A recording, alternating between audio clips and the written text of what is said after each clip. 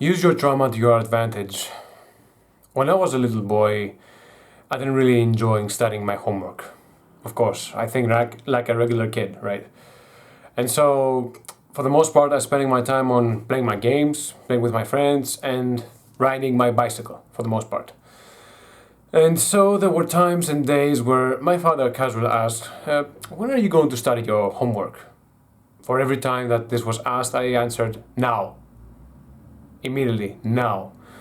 Because, well, I should have spent at least some time to do it, and also I completely forgot about it because I didn't care about it as much back in the day, right? And so, needless to say that this was a painful experience for every time I was trying to study. But I'm using this memory right now essentially to do this, to start making videos more and be more productive when it comes to making more videos, because I always want to do it in a way secretly. And so now I'm asking this question to myself: when are you going to make videos? Now.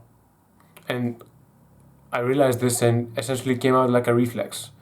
Of course, I don't really have the pressure of anyone telling me that I must perform and I must do something that tortures me, right?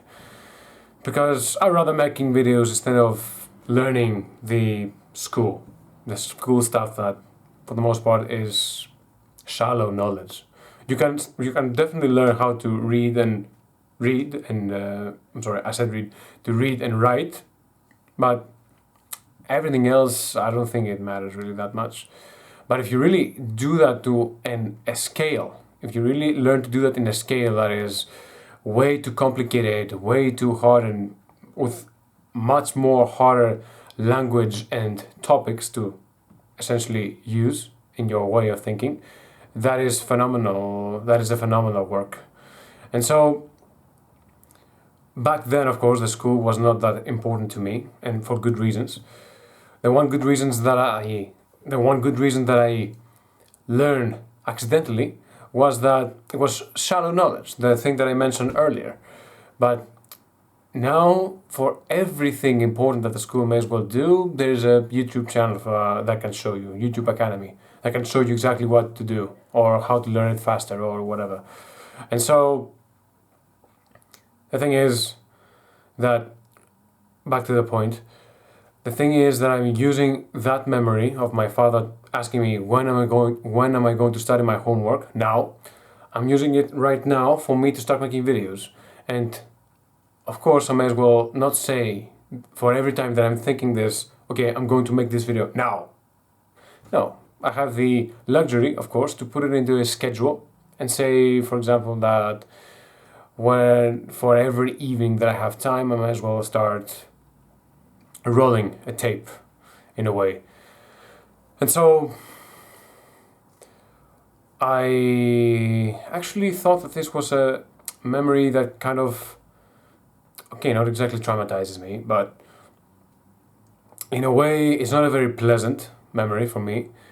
But many other times there were traumas that, now that I remember, essentially forced me to go against it in a way and say, regardless that if it's true or not, I don't want to have that truth against me, and try, for example, to do my best to go against it. For example, earlier in the days when I was way younger, I used to be much more, I used to have a lot more weight. I don't want to say the other word because I didn't really like it. And so I was going against it intentionally with force and with as much conviction as I possibly could to prove that wrong. Essentially, I was trying to be as fit as I possibly can, and the thing is that I couldn't stop eating. As much as I hate to say it, but I really love to eat. I still love to.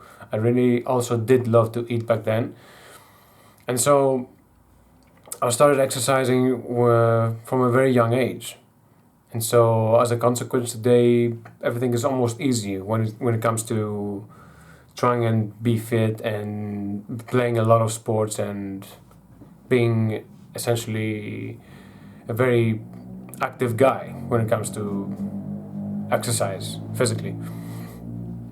And so that possible trauma that was for me to have a lot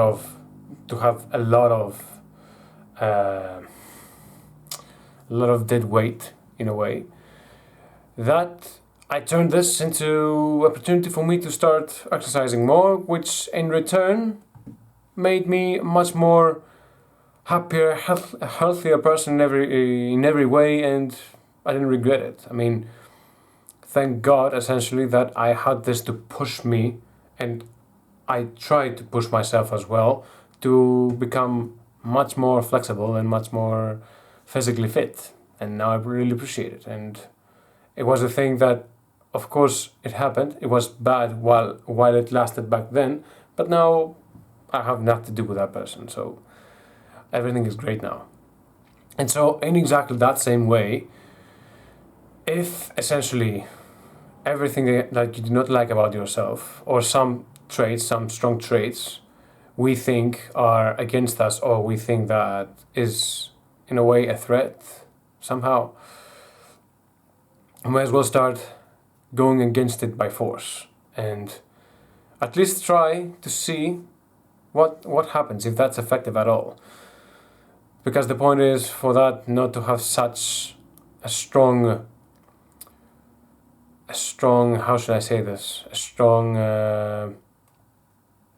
change in our behavior in a negative way, or thoughts, because we don't really want to think about the stuff that annoys us the most. We want to think about the thing that we appreciate more in life, and activities that we'd rather do instead of those that we don't want to do. So, for example, I'd rather spend my time more on exercising and studying things that I really like, and spend time with people that I really appreciated, rather than the exact opposite things of that, spending time with people I don't particularly enjoy or find interesting, or that I'm forced to spend time with, or doing activities that are in my responsibilities that I rather don't do and essentially I must do, or whatever. Okay, and this is essentially some exceptions that we must do labor for our house, so let us let those things behind. So the idea of this video is just to point out, just say no, all right?